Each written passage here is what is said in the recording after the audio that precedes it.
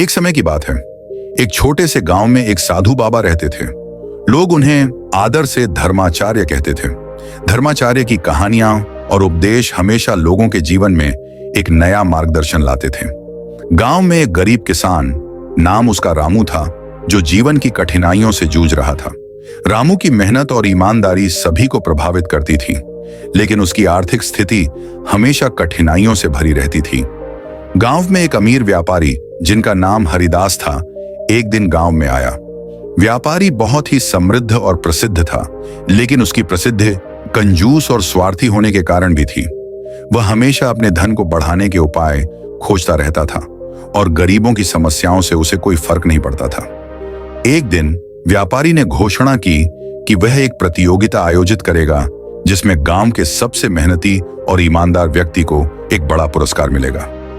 यह सुनकर सभी गांव वाले उत्साहित हो गए और रामू ने भी प्रतियोगिता में भाग लेने का निश्चय किया। यह मौका उसके लिए एक बड़ी उम्मीद थी और उसने इसे हाथ से जाने नहीं देने का ठान लिया। रामू ने प्रतियोगिता के लिए अपना सर्वश्रेष्ठ देने की ठानी। उसने अपने खेत को पहले से भी बेहतर तैयार किया और इस बार उसकी फसल बहुत ही शानदार और भरपूर हुई। उसने पूरी मेहनत से काम किया और उसकी फसल की गुणवत्ता देखकर सभी लोग आश्चर्यचकित रह गए। उसकी फसल इतनी हरी भरी और सुंदर थी कि गांव के लोग भी उसके खेत की तारीफ कर रहे थे। जब परिणाम घोषित हुआ तो रामू को प्रतियोगिता का विजेता घोषित किया गया।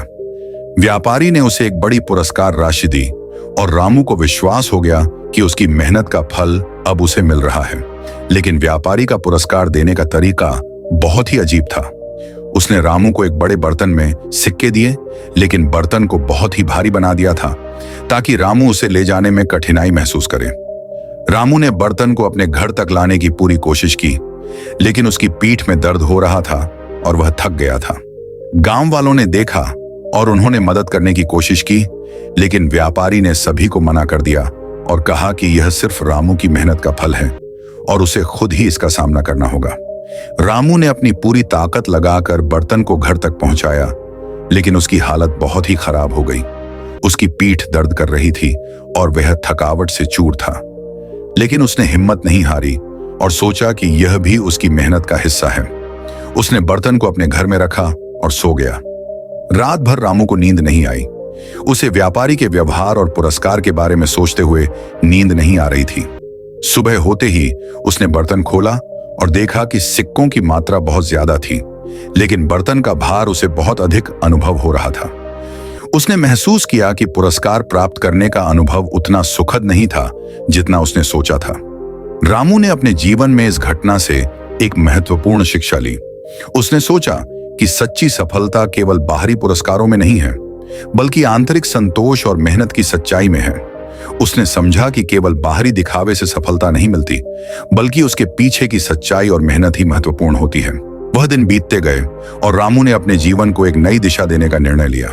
उसने अपने खेत की फसल को और भी बेहतर बनाने के लिए काम किया, लेकिन उसने कोई भी आसान उपाय अपनाने की बजाय अपनी मेहनत और ईमानदारी को ही प्राथमिकता दी।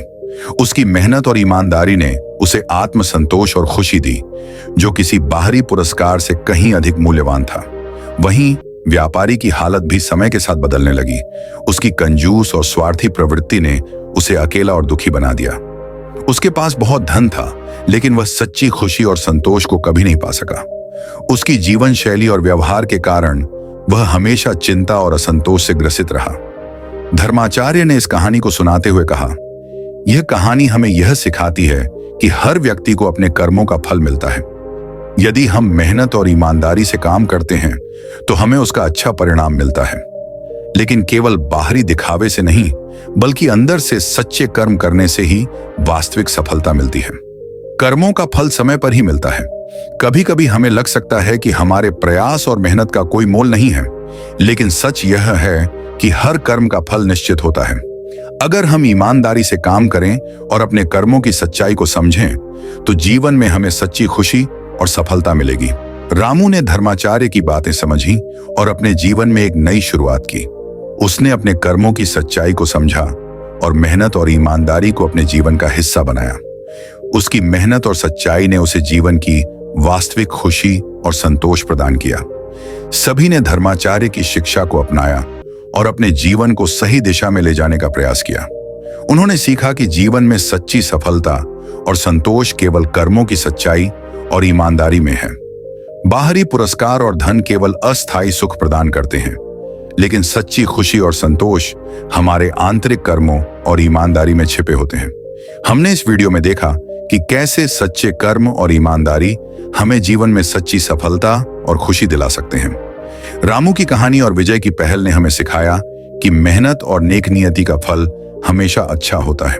अगर आपको यह वीडियो पसंद आया हो तो कृपया इसे लाइक और शेयर करें ताकि दूसरों को भी यह महत्वपूर्ण सीखने को मिले। और हाँ, हमारे चैनल को सब्सक्राइब करना न भूलें ताकि आप भविष्य में ऐसी और भी प्रेरणादायक कहानियां देख सकें। नीचे कमेंट्स में हमें बताएं कि इस कहानी ने आपको कैसे प्रेरित किया और आप अपने जीवन में किस तरह के बदलाव लाना चाहते हैं। आपकी राय हमें बहुत महत्वपूर्ण है। मिलते हैं अगली वीडियो में। तब तक के लिए अपने कर्मों में सच्चाई और मेहनत बनाए रखें। खुश रहिए, स्वस्थ रहिए और हमेशा प्रेरित रहिए। धन्यवाद और जय हिंद। Blast of.